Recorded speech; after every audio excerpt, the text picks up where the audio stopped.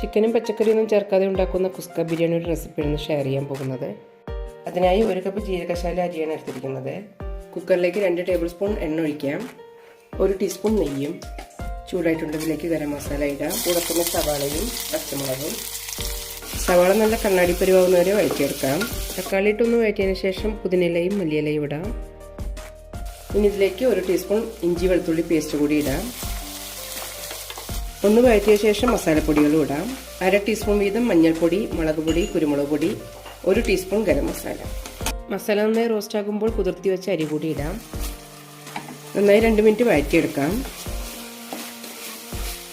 അത്രയും മതി. ഇതിലേക്ക് വെള്ളം കൂടി ഒഴിക്കും. 1.25 കപ്പ് വെള്ളം എടുത്തിട്ടുണ്ട്. ഇനി ആവശ്യത്തിനുള്ള ഉപ്പ് കൂടി ഇടാം. അടച്ചു വെച്ച് 1 വിസിലിന് വേവിക്കാം. കുസ്ക നല്ല പെർഫെക്റ്റായി തന്നെ കിട്ടിയിട്ടുണ്ട്. നന്നായി ഉലർന്ന് കിട്ടിയിട്ടുണ്ട്. കുട്ടികളുടെ ലഞ്ച് ബോക്സിലേക്കും ഓഫീസിലേക്കെല്ലാം കൊണ്ടുപോകാൻ നല്ലൊരു റെസിപ്പിയാണ്.